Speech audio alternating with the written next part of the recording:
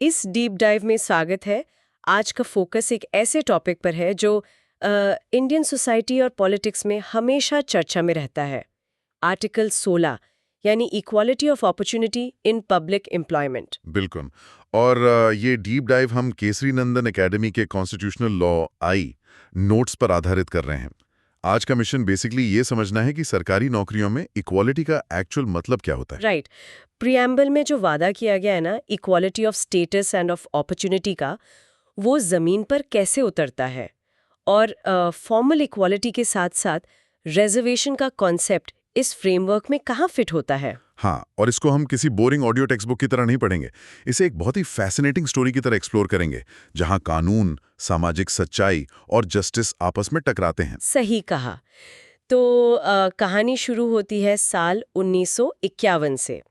भारत का संविधान लागू हुए मुश्किल से 1 साल हुआ था। एक नया नया आजाद हुआ देश जो सदियों के भेदभाव को पीछे छोड़ने की कोशिश कर रहा था। एग्जैक्टली। प्रियम्बल में बहुत ही गर्व के साथ लिखा गया था कि सब बराबर है, लेकिन इस आइडियल और जमीनी हकीकत के बीच एक जबरदस्त टक्कर होने वाली थी।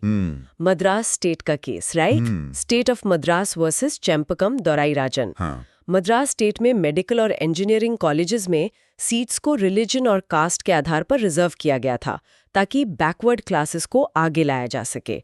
इसे डीएसपी यानी directive principles of state policy का हवाला देकर सोशल जस्टिस का एक नेसेसरी स्टेप बताया गया। पर सुप्रीम कोर्ट ने वहां एक हिस्टोरिकल वर्डिक्ट दिया।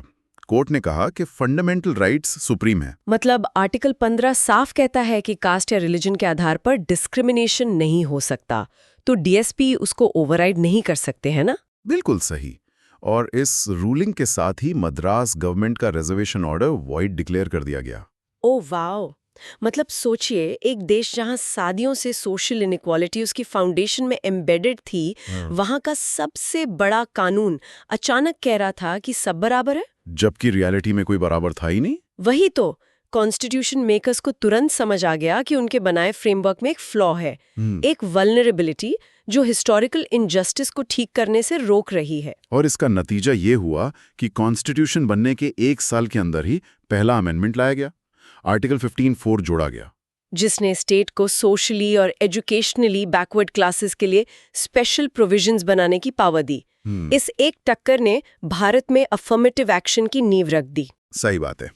पर आज की इस चर्चा में हम एजुकेशन नहीं बल्कि पावर और लाइवलीहुड के सबसे बड़े सोर्स पर फोकस करेंगे, पब्लिक एम्प्लॉयमेंट। और यहाँ एंट्री होती है आर्टिकल 16 की। लेकिन आर्टिकल 16 सीधे हवा में तो एग्जिस्ट नहीं करता ना। किसी भी कॉम्प्लेक्स मशीनरी को समझने के लिए उसके बेस को समझना जरूरी है। हाँ, ये एक ब्रॉडर इक्वालिटी कोड का हिस्सा है जिसकी शुरुआत आर्टिकल 14 और 15 से होती है। तो अगर हम आर्टिकल 14 को एनालाइज करें तो नोट्स के हिसाब से ये दो अलग कॉन्सेप्ट्स का एक मिक्स है। बिल्कुल। पहला है इक्वालिटी बिफोर लॉ, जो ब्रिटिश जुरिस्प्रूडेंस से आता है। देखिए, बेसिकली ये एक नेगेटिव कॉन्सेप्ट की तरह काम करता है। नेगेटिव कैसे? इसका सिंपल मतलब है कि कानून की नज़र में किसी के पास कोई स्पेशल प्रिविलेज या वीआईपी स्टेटस नहीं है। कानून सबको एक लाठी से हंकेगा। पर प्रॉब्लम ये है कि हर सिचुएशन में सबको एक लाठी से हंकना तो जस्टिस नहीं होता ना। एग्जैक्टली। और यहीं पर आर्टिकल 14 का दूसरा हिस्सा सामने आता है, इक्वल प्रोटेक्शन ऑफ लॉस, जो अमेरिकन ओरिजिन का है। अच्छा, ये पॉजिटिव कॉन्सेप्ट है। हाँ, इसका बेसिक रूल ये है कि equals must be treated equally while unequals may be treated differently. मतलब प्रैक्टिकली स्टेट उन लोगों को अलग ट्रीट कर सकती है जो अलग सर्कमस्टेंसेस में हैं, पर स्टेट अपनी मर्जी से किसी को भी अलग नहीं कर सकती, राइट? सही पॉइंट पकड़ा। इसके लिए जुडिशरी ने 2 स्ट्रिक्ट फिल्टर्स सेट किए हैं, इंटेलिजिबल डिफरेंशिया और रैशनल नेक्सस। ये टर्म सुनने में थोड़े हैवी लीगल जार्गन लगते हैं, पर इनका मैकेनिज्म बड़ा क्लियर है। इंटेलिजिबल डिफरेंशिया का मतलब है कि आप जिस आधार पर लोगों को अलग कर रहे हैं वो लॉजिकल होना चाहिए, हवा में नहीं। और रैशनल नेक्सस? रैशनल नेक्सस का मतलब है कि उस लॉजिकल डिफरेंस का कानून के मेन मकसद से डायरेक्ट कनेक्शन होना चाहिए। इसे एक कंटेम्प्रेरी एग्जाम्पल से समझते हैं, जैसे आर्म्ड फोर्सेस में विमेन इन कॉम्बैट रोल्स। अगर स्टेट फिजिकल फिटनेस के आधार पर कुछ क्राइटेरिया सेट करती है तो वो डिस्क्रिमिनेशन नहीं है, वो इंटेलिजिबल डिफरेंशिया है। और अगर उस क्राइटेरिया का मकसद मिलिट्री इफेक्टिवनेस मेंटेन करना है तो वो रैशनल नेक्सस बन जाता है। बिल्कुल। यहाँ इक्वालिटी का मतलब ब्लाइंड समानता नहीं है, बल्कि कॉन्टेक्स्ट अवेयर समानता है। और आर्टिकल 15 इसको और नैरो करता है, जहां स्पेसिफिक ग्राउंड्स पर डिस्क्रिमिनेशन मना है। तो यहाँ तक सब कुछ काफी क्लियर लगता है, पर फ्रिक्शन तब स्टार्ट होती है जब स्टेट सिर्फ एक रेफरी नहीं बल्कि सबसे बड़ा एम्प्लॉयर बन जाता है। और तब हम आते हैं सीधे आर्टिकल 16 पर। आर्टिकल 16(1) और 16(2) सभी सिटीजन्स को अपॉइंटमेंट के लिए एब्सोल्यूट इक्वालिटी ऑफ अपॉर्चुनिटी की गारंटी देते हैं। कलर ब्लाइंड, कास्ट ब्लाइंड, देखने में ये एक परफेक्ट मेरिटोक्रेटिक सिस्टम लगता है। जो एग्जाम क्लियर करेगा उसको नौकरी मिलेगी। सुनने में कितना परफेक्ट लगता है ना, लेकिन इस सिस्टम में एक बहुत बड़ा ब्लाइंड स्पॉट है। मैं इसे एक एनालॉजी से समझाती हूँ। मान लीजिए आर्टिकल 16(1) और 16(2) एकदम परफेक्ट ऑपरेटिंग सिस्टम है। ये ओएस अज्यूम करता है कि हार्डवेयर के सारे कंपोनेंट्स एक जैसी स्पीड वाले हैं। बहुत बढ़िया एनालॉजी है, पर इंडियन सोसाइटी का हार्डवेयर सदियों के कास्ट सिस्टम और एक्सक्लूजन की वजह से बुरी तरह फ्रैगमेंटेड है। वही ना, कुछ कंपोनेंट्स के पास पावर जनरेशन से जमा है और कुछ को ठीक से बूटअप होने का मौका तक नहीं मिला। अब अगर इस अनइक्वल हार्डवेयर पर हम वो परफेक्ट इक्वालिटी वाला ओएस चला दें तो आउटपुट हमेशा स्क्यूड आएगा। मेरिटोक्रेसी ऐसी सोसाइटी में अक्सर प्रिविलेज का ही दूसरा नाम बन जाती है। राइट। जो हिस्टोरिकली मार्जिनलाइज कम्युनिटीज हैं, उनकी सरकारी नौकरियों में मौजूदगी ना के बराबर ही रह जाएगी। करेक्ट। कॉन्स्टिट्यूशन मेकर्स को ये हार्डवेयर प्रॉब्लम पता था। उन्हें पता था कि प्योरली फॉर्मल इक्वालिटी से काम नहीं चलेगा, उन्हें जमीनी हकीकत पर काम करना पड़ेगा। और यही रीजन है कि आर्टिकल 16(4) को संविधान में एक क्रिटिकल पैच के रूप में ऐड किया गया, जो स्टेट को एम्पावरमेंट देता है कि वो बैकवर्ड क्लासेस के फेवर में रिजर्वेशन कर सके। यहाँ एक बड़ी मिसकंसेप्शन को एड्रेस करना जरूरी है। आमतौर पर लोग आर्टिकल 16(4) को आर्टिकल 16(1) का एक्सेप्शन मानते हैं, जैसे कि इक्वालिटी एक रूल है और रिजर्वेशन उसको तोड़ने का तरीका। हाँ, पर मॉडर्न लीगल जूरिस्प्रूडेंस इस पर बिल्कुल क्लियर है। आर्टिकल 16(4) एक्सेप्शन नहीं है, ये इक्वालिटी ऑफ अपॉर्चुनिटी को ट्रू सेंस में अचीव करने का एक एल्गोरिथमिक वेट है। लेकिन स्टेट को ये पावर ब्लैंक चेक की तरह नहीं मिलती।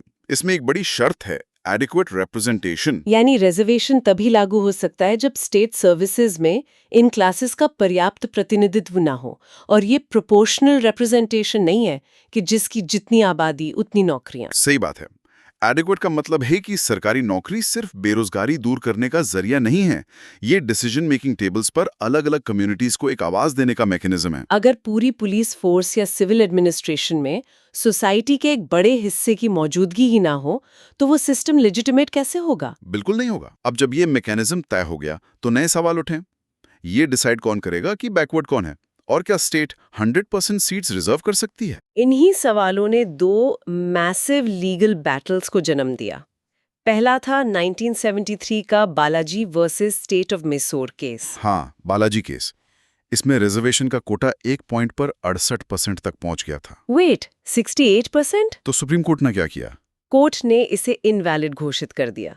उन्होंने एक प्रैक्टिकल मैथमेटिकल बाउंड्री सेट की कि टोटल रिजर्वेशन किसी भी हाल में 50% की लिमिट क्रॉस नहीं कर सकता। लॉजिक क्या था इसके पीछे? लॉजिक क्लियर था कि आर्टिकल 16(4) का मैकेनिज्म इक्वालिटी रूल को सपोर्ट करने के लिए है, उसको पूरी तरह से रिप्लेस करने के लिए नहीं। अगर 68% रिजर्व हो जाएगा तो इक्वालिटी खुद एक्सेप्शन बन जाएगी। Make sense. और बालाजी केस में एक और बड़ी बात हुई थी। कोर्ट ने उस वक्त क्रीमी लेयर जैसे किसी भी सब क्लासिफिकेशन को अनकॉन्स्टिट्यूशनल मानकर रिजेक्ट कर दिया था। हाँ, जुडिशरी को डर था कि अगर बैकवर्ड क्लासेस के अंदर भी क्लासिफिकेशन होगा तो सोसाइटी का एंडलेस फ्रैगमेंटेशन हो जाएगा। लेकिन कानून कभी पत्थर की लकीर तो होता नहीं। बालाजी केस के लगभग 20 साल बाद आता है 1992 का इंदिरा सोनी केस, जिसे हम मंडल कमीशन केस भी कहते हैं। ये बहुत बड़ा टर्निंग पॉइंट था। एक 9 जज बेंच ने इस पर सुनवाई की और ओबीसीज के लिए 27% रिजर्वेशन की वैलिडिटी को अपहोल्ड किया। पर इस बार एक मॉन्यूमेंटल शिफ्ट आया। उन्होंने बालाजी केस के अपने ही स्टैंड्स को पीछे छोड़ते हुए क्रीमी लेयर के कॉन्सेप्ट को एक्सेप्ट कर लिया। ऐसा इसलिए हुआ क्योंकि कोर्ट ने पिछले डेकेड्स का डेटा ऑब्जर्व किया। ये समझ आया कि जब एक पूरी बैकवर्ड क्लास को रिजर्वेशन मिलता है तो उसके अंदर जो लोग ऑलरेडी ऊपर आ चुके हैं, वही लोग बार बार फायदा उठा रहे थे। यानी एक एलीट बैकवर्ड क्लास बन चुकी थी जो रिसोर्सेज कॉर्नर कर रही थी। सही पड़ रहा। और उसी कास्ट के सबसे जरूरतमंद लोग वहीं के वहीं थे। स्ट्रिक्ट फॉर्मल इक्वालिटी के चक्कर में रिजर्वेशन का एक्चुअल गोल डिफीट हो रहा था। इसलिए कोर्ट ने रूल बनाया कि क्रीमी लेयर को बाहर रखना लाजमी होगा। ये बेसिकली एक इंटरनल फिल्ट्रेशन सिस्टम बन गया। एग्जैक्टली अगर एक कम्युनिटी में किसी का हाईएस्ट टैक्स ब्रैकेट है तो उसकी आने वाली जनरेशन को इस क्रच की जरूरत नहीं है। उनका टिकट कैंसिल करके बेनिफिट उनकी ही कम्युनिटी के उस इंसान तक पास ऑन करना जिसके पास एक्सेस नहीं है, यही तो सब्सटैंटिव इक्वालिटी है। और इस एक जजमेंट ने इक्वालिटी, मेरिट और हिस्टोरिकल रिप्रेजेंटेशन के बीच एक डीपली न्यूआंस्ड बैलेंस तैयार कर दिया। तो इस पूरे फ्रेमवर्क से एक क्लियर पिक्चर बनती है कि आर्टिकल 16 सिर्फ एक कानूनी धारा नहीं है, ये एक कंटिन्यूसली इवॉल्विंग और लिविंग मैकेनिज्म है। बिल्कुल, जो प्रियम्बल के सोशल जस्टिस वाले पॉजिटिव प्रॉमिस को पब्लिक एम्प्लॉयमेंट जैसी कॉम्पिटिटिव फील्ड में जिंदा रखता है। नोट्स के हिसाब से अगर इस सारी हिस्ट्री से एक कोर फिलॉसफी निकालनी हो तो वो कॉन्सेप्ट है कॉन्स्टिट्यूशनल मोरालिटी। हाँ, और ये सोसाइटी की पब्लिक मोरालिटी से अलग होती है। पब्लिक मोरालिटी मेजॉरिटेरियन सेंटिमेंट से इन्फ्लुएंस हो सकती है, पर कॉन्स्टिट्यूशनल मोरालिटी एक ऑब्जेक्टिव स्टैंडर्ड है जो सिर्फ जस्टिस, इक्वालिटी और इंडिविजुअल डिग्निटी पर खड़ा है। ये एक लिविंग ट्री की तरह इवॉल्व होता रहता है, चाहे 1951 का अमेंडमेंट हो या 1992 का क्रीमी लेयर फिल्टर, ताकि जस्टिस सिर्फ लॉ बुक्स में नहीं बल्कि लास्ट माइल तक पहुंचे। अब डीप डाइव को रैप अप करने से पहले एक थॉट एक्सपेरिमेंट पर ध्यान देते हैं। ये कॉन्स्टिट्यूशन उस दौर में बना था जब सरकार सबसे बड़ी एम्प्लॉयर थी। सही बात है, पब्लिक सर्विस पावर का बेंचमार्क था। पर आज सोसाइटी और इकोनॉमी तेजी से बदल रही है। हम एक AI ड्रिवन और गिग इकोनॉमी में है। जब प्लेटफॉर्म्स और एल्गोरिदम्स ट्रेडिशनल पब्लिक एम्प्लॉयमेंट को पीछे छोड़ देंगे तो इक्वालिटी ऑफ अपॉर्चुनिटी का वादा कैसा दिखेगा? ये बहुत ही प्रोफाउंड सवाल है। इन नए टेक ड्रिवन लैंडस्केप्स में बैकवर्डनेस और रिप्रेजेंटेशन को डिफाइन करने के नए पैरामीटर्स क्या होंगे? क्या इंटेलिजिबल डिफरेंशिया का टेस्ट किसी AI सिस्टम के हायरिंग बायसेस को जज करने के लिए अप्लाई किया जाएगा? और ये लिविंग ट्री आने वाले कल की अनइक्वल रियलिटीज के खिलाफ हमें कैसे बचा पाएगा? ये सोचने वाली बात है। बिल्कुल, अगर ग्राउंड रियलिटी इतनी बदल रही है तो इस इक्वालिटी के आईने में कल क्या नया दिखेगा? इस विचार पर गौर कीजिए और इस बदलाव को क्लोजली ऑब्जर्व करते रहिए। आप सभी का जुड़ने के लिए शुक्रिया।